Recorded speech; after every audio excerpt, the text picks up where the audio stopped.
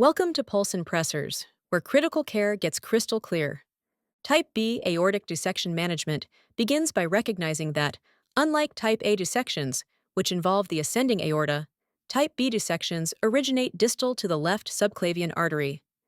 The primary danger in Type B disease is ongoing shear stress that can propagate the tear along the descending aorta.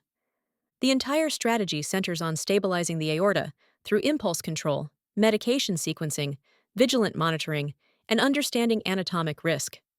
Core pathophysiology explains that a tear in the intimal layer allows blood to enter a false lumen. This false lumen can become pressurized, and its expansion is driven by shear stress and the velocity of left ventricular ejection, also known as dP over dt. Distinguishing true from false lumen perfusion is essential for predicting organ ischemia. Diagnosis and clinical recognition emphasize that while symptoms often include abrupt tearing pain, the definitive test is a CTA. Only after diagnosis is confirmed should heart rate and blood pressure targets be applied, because premature lowering may obscure important diagnostic clues. Hemodynamic priorities focus on impulse control as the first therapeutic goal. Reducing the heart rate to less than 60 minimizes the force of blood striking the intimal flap. Only after heart rate control is achieved should systolic blood pressure be lowered to a target between 100 and 120 millimeters of mercury. Medication strategy overview details the required sequence of therapy. Beta blockade comes first to slow heart rate and reduce dP over dt.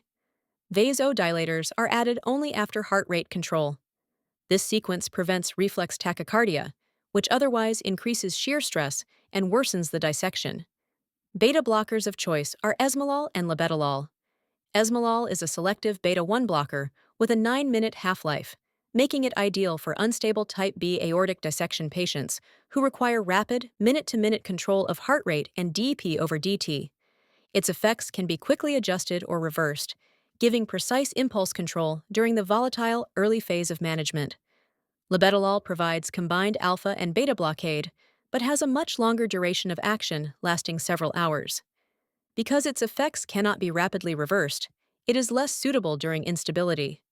Labetalol becomes appropriate only once the patient is hemodynamically steady and no longer requires rapid titration.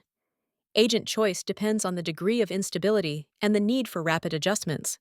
Vasodilators after heart rate control describes Nicardipine and Clevidipine as arterial vasodilators that reduce systemic vascular resistance with predictable precision.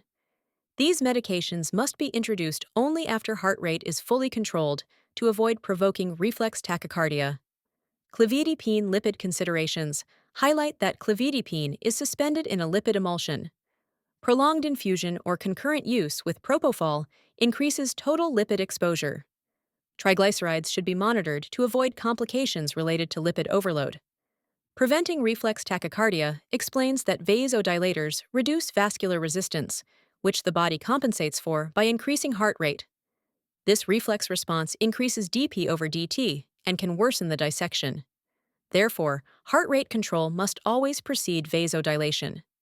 ICU monitoring standards include continuous ECG to track rate and rhythm, and an arterial line for precise blood pressure control.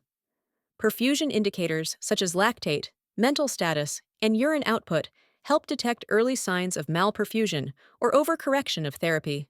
Supportive management emphasizes aggressive pain control to reduce sympathetic stimulation, which otherwise raises blood pressure and heart rate.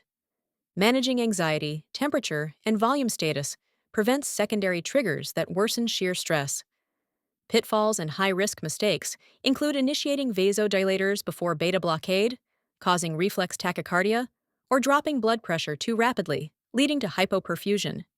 Failing to monitor Clevitipine's lipid load or undertreating pain can destabilize the patient. Missing early signs of malperfusion delays necessary escalation. Anatomic predictors describe how aortic diameter greater than 40 millimeters, a false lumen diameter greater than 22 millimeters, and persistent false lumen flow independently predict late aneurysmal expansion. These factors justify early intervention, even when the patient appears clinically stable. TEVAR planning explains that a successful repair requires an adequate proximal landing zone, typically in zone 2, distal to the left subclavian artery.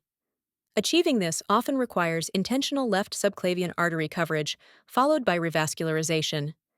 These steps transform the procedure from straightforward to complex and require detailed anatomic planning. Indications for TEVAR review when intervention is mandatory.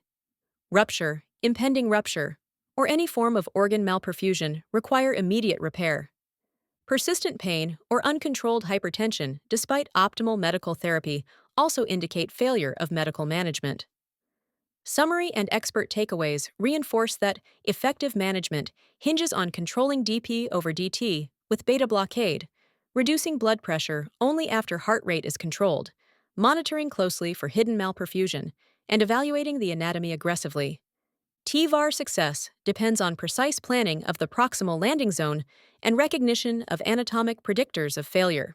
This is Pulse and Pressers, reflecting on the marvels of the human body. Subscribe to stay sharp.